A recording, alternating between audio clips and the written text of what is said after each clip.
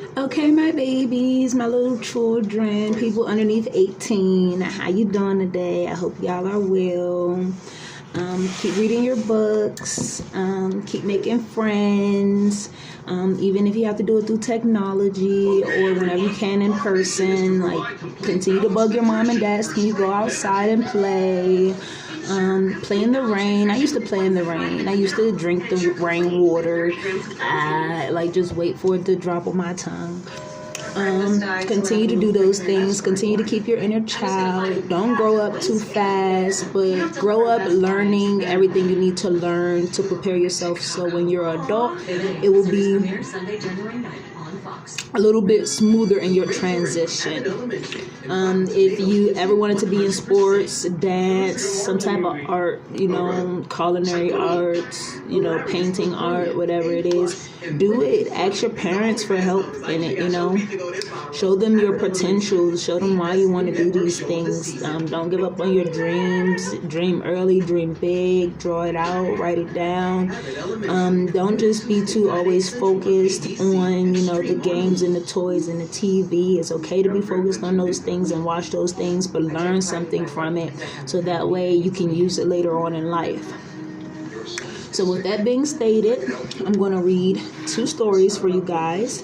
And this is from the book called Big Questions from Little People by Gemma Eldwin Harris.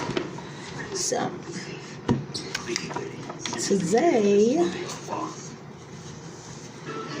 start with this. The pursuit of truth and beauty is a sphere of activity in which we are permitted to remain children all our lives. So the pursuit of truth and beauty is a spirit of activity in which we are permitted to remain children all our lives. Always keep your inner child.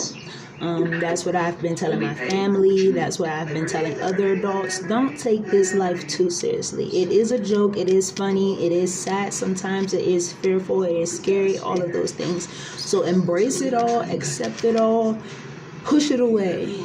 There's really no reason to be fearful unless you do not have a good community around you that, supports your ideas, your theories, and your beliefs. That's when it gets really, really scary because you feel like you're the only one, and you're never the only one.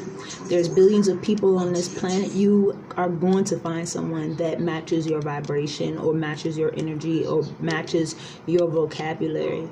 And if you don't know, just ask. It's okay to ask, So I hope that was helpful.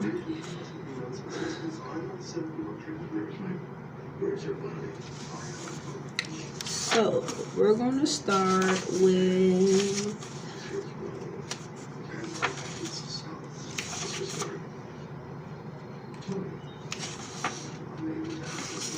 are there any undiscovered animals? Sir David Attenborough. He's a naturalist. Okay. So yes, hundreds of years, probably thousands. Exactly how many? No one can say because they have not been discovered. If you spent a day in a tropical rainforest swishing a butterfly net around through the undergrowth or the leaves high in the tree campi, you can certainly collect thousands of insects. Many of them would be beetles. Would any of them be unknown to science? You would have to ask the beetle science. Many he would recognize straight away, but there might be a few that would puzzle him. Would they be new species? It might take him a long time in a museum examining them, comparing them with others in a museum or pictured in the book about beetles to be quite certain that he had a new species, but there would probably be one. In fact, I suspect it might be harder to find a beetle scientist who would be able to do this very small. Okay, wait, let me start all over. In fact, I suspect it might be harder to find a beetle scientist who would be able to do this very difficult work than to find an unknown beetle. Unknown big animals are certainly much rare. Your best chance of finding one will be to go to the least explored part of our planet, the very deep sea. You can only go down there in special deep sea marines.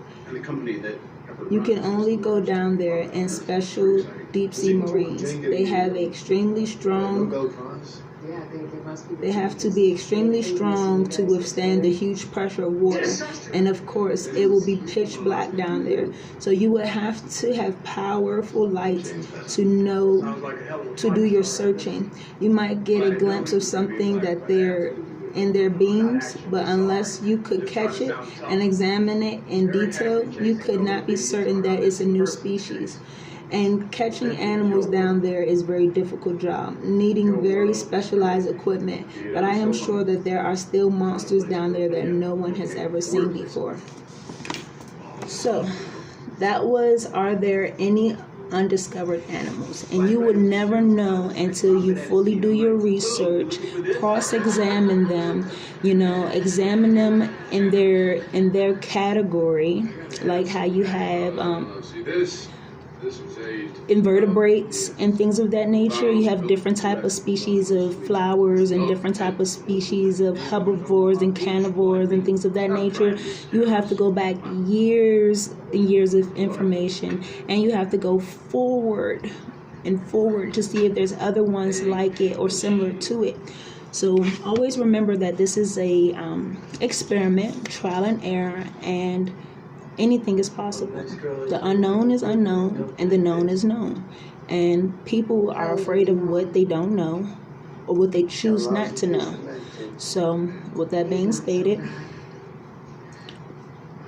go play in the dirt. Dirt don't hurt that much. Wash your hands, clean up, take your supplements. There's vitamins and things of that nature. But talk to your parents first, okay? But if you're curious, let them know about your curious mind. Okay, next one we're going to read. Is it okay to eat a worm? Ew, gross. No, it's not.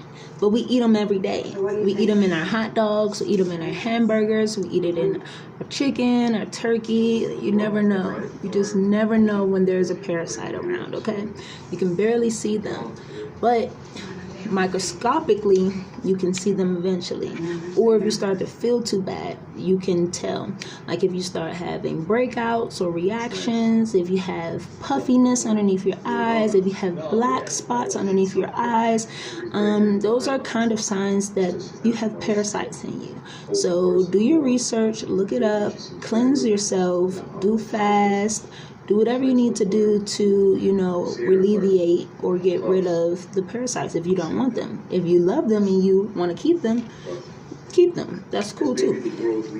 But for people that want to get rid of them, there is a way, there is a will. And one of the main ways that you can do that is having ginger, having green apples, your green smoothies, everything that's green, from your kale to your apple to kiwi, whatever. So, is it okay to eat a worm? This is by Bear Grylls, explorer and survival expert. So, there's the thing. If your life depends on it, then you bet it's okay to eat a worm. But you don't want to be doing it every day, trust me. And if you do eat one, you've got to be careful because worms have so many bad stuff in their tongues. As they wiggle around all day underground, so it's best to cook them up. I find if you boil them up with some pine noodles over a fire, it makes them taste a little bit better. I will never forget the first worm I ate. I was standing there incredulous. I don't know what that is. incredulous, watching this soldier suck a long juicy worm up between his teeth and munch it down raw. I was almost sick. When it was my turn, I think I nearly was sick. But guess what? If you do it enough and you are hungry enough, then the taste gets easier. And there is real secrets of life and survival. If your spirit is strong enough, you will find a way to do the impossible. That's a lesson of the worm. Oh, and remember, keep smiling even though it's raining. That's the second most important lesson. So get out there and explore. So when it comes to survival, yes, it's okay to eat worms. Cook them up. A lot of people eat raw meat. A lot of people, like their stuff well done. The more done it is, the more you probably have cinched the parasites. The more undone it is, the more, it's more tender or whatever.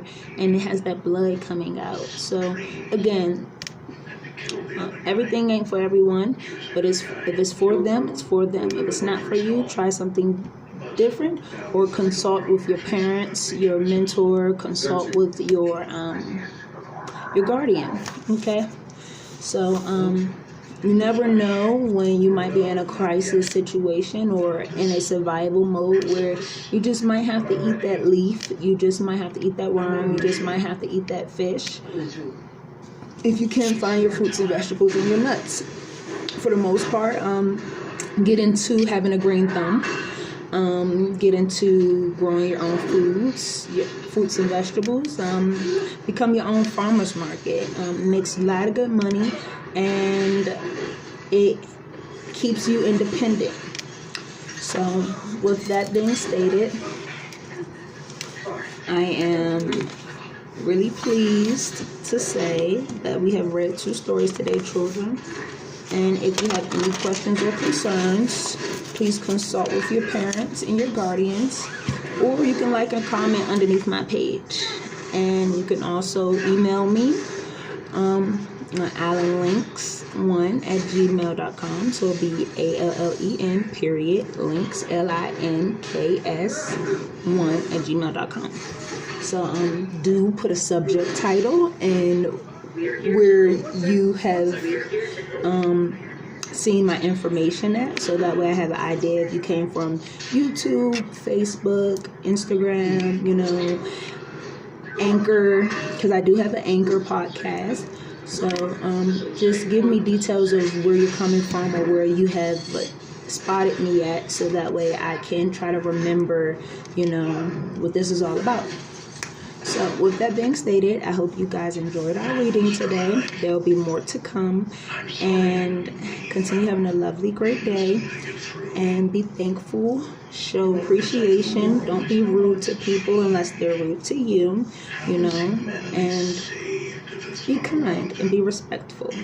You should really, at this point, I know they say let them respect you first and then you respect them back. No, give respect first, and if they disrespect you after you have respected them, then I would say give back that same energy. Because as they say, we have been too kind, and children are very kind and they get stepped all over, and adults are very kind and they get stepped all over. So sometimes it's okay not to be so kind, sometimes it's okay not to share, but overall sharing is caring.